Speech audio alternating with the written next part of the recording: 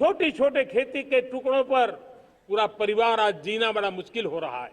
तब उनके नौजवानों के लिए वो स्किल मिले ताकि उनके नए रोजगार मिले, नए आय के साधन बने। इसका एक कॉम्प्रिहेंसिव प्रयास हम कर रहे हैं।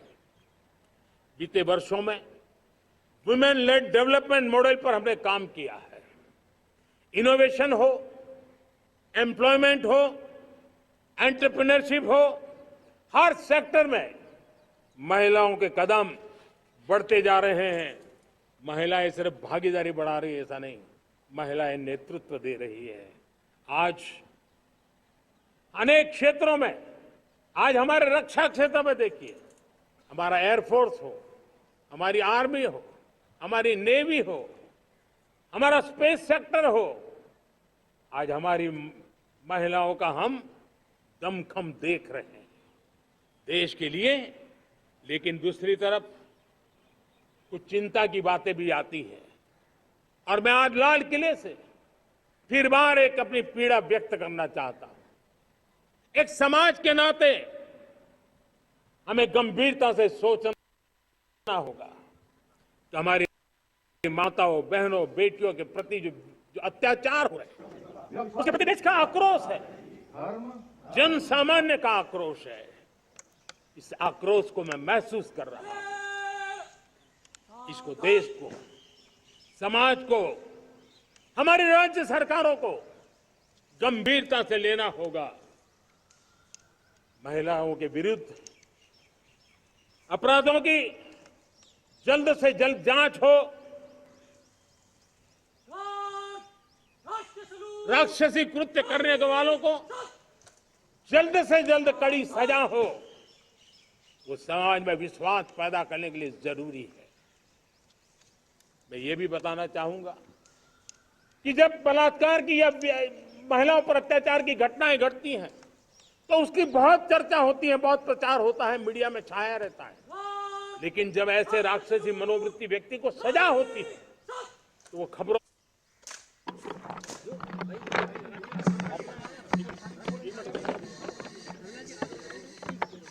पार्टी कार्यालय मैदान में दोबारा बताना।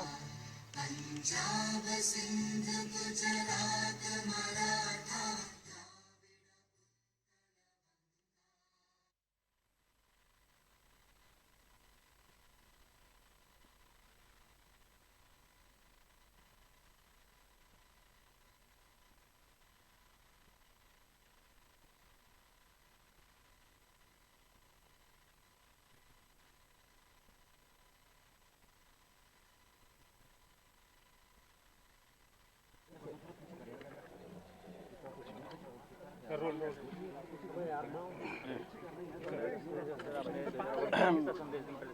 मैं सबसे पहले सभी को बहुत 15 अगस्त स्वतंत्रता दिवस की आप सभी को बहुत शुभकामनाएं, सभी को बधाई देता हूं। और आज के इस पावन अवसर पर हमारे देश के अमर शहीदों को, अमर बलिदानियों को, देश के हमारे सैनिकों को जिन्होंने भारत माँ की रक्षा के लिए अपने प्राणों का बलिदान किया, हमारे लिए अपना सर्वोच्च निछावर किया, उन सबको मैं निछावर करता हूँ। और आपदा में जो हताहत हुए हैं, जिनके परिवार के बीच के लोग उनको छोड़ के गए हैं, उन सभी के प्रति भी श्रद्धांजलि व्यक्त करता हूँ। और हमारे प्रधानमंत्री आदरणीय मोदी जी के नेतृत्व में आज हमारा देश तेज़ी से आगे बढ़ रहा है। आज विश्व के अंदर भारत दुनिया का सशक्त भारत, समृद्ध भारत के रूप में आज पहचान बना रहा है। हमारे शहीदों के, हमारे बलिदानियों के, हमारे सैनिकों के, स्वतंत्रता संग्राम सेनानियों के जो सपने थे, उन सपनों को हम सब साकार करें। हम सब अपने जो भी हमारे कर्तव्य हैं, उन कर्तव्यों का पूर्ण निष्ठा के साथ, पूर्ण समर्पण के साथ, पूर्ण मनोयोग के साथ हम अपना योगदान दें, तो निश्चित रूप से हमारे प्रधानमंत्री जी का जो विकसित भारत का संकल्प है, वो विकसित भारत का संकल्प पूरा होगा। हम सबको इसमें अपना योगदान देना है। उत्तराखंड हिंदुस्तान का श्रेष्ठ राज्य बने, हर एक उत्तराखंड वासी उस दिशा में आज आगे बढ़ रहा है।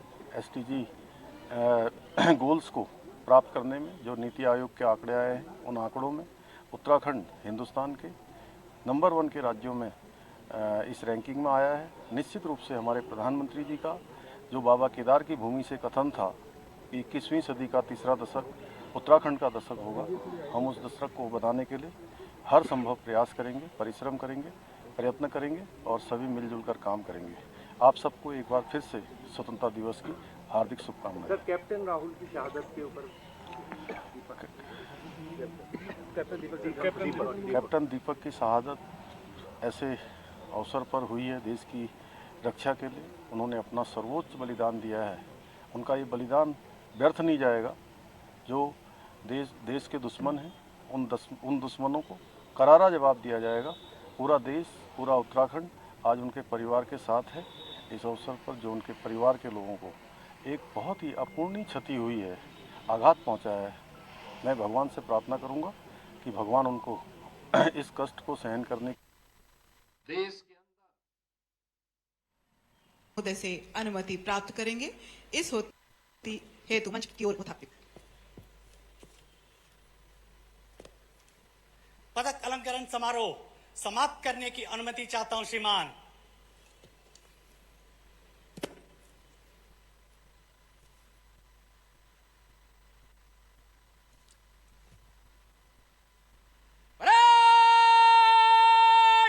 हमने राज्य में भर्ती प्रक्रिया को पूर्ण रूप से पारदर्शी बनाया है। अब परेड कमांडर मंच की ओर अग्रसर होते हुए जहां वे समय के अंदर हो रही हैं। भाइयों भाइयों बहनों, आज हम राज्य में प्रस्थान करने पांचवें धाम के रूप में उत्तराखंड के शहीद सैनिकों को समर्पित सैन्य धाम की स्थापना भी कर रहे हैं। जहां एक और हमारी सरकार ने वीरता पदक से सम्मानित सैनिकों को दे एक मुश्त अनुदान राशि में वृद्धि की है, वहीं शहीद सैनिकों के परिवार से एक सदस्य को सरकारी नौकरी भी सुनिश्चित की गई है। हमने शहीद सैनिकों के आश्रित परिवारों को वर्तमान में दी जाने वाली आर्थिक सहायता की धनराशि को भी 10 लाख रुपए से बढ़ाकर 50 लाख रुपए किया है।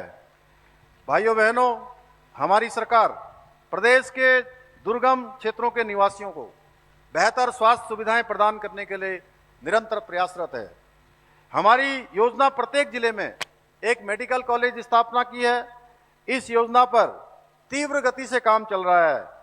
अब तक हमने आयुष्मान उत्तराखंड योजना के तहत करीब 60 लाख से अधिक लोगों के आयुष्मान कार्ड बनाए हैं, जिसके अंतर्गत अब तक करीब 10 लाख से अधिक मरीजों को निःशुल्क उपचार किया जा चुका है। भाइयों बहनों, हमारी सरकार किसानों के कल्याण के लिए भी संकल्पबद्ध है। राज्य सरकार की ओर से प्रदेश में गेहूं की खरीद पर किसानों को 20 रुपए प्रति कुंटल का बोनस दिया जा रहा है। इसके साथ ही गन्ने के मूल्य में 20 रुपए प्रति कुंटल की वृद्धि की गई है। किसानों के हितों को ध्यान में रखते हुए नहर के पानी को किसानों के लिए टैक्स फ्री कर दिया गया है। हमारी सरकार किसानों को 3 लाख रुपए तक का ऋण बिना ब्याज के उपलब्ध करा रही है। इसके साथ ही किसानों को फार्म मशीनरी बैंक योजना के अंतर्गत कृषि उपकरण खरीदने के लिए 80% तक सब्सिडी उपलब्ध कराई जा रही है।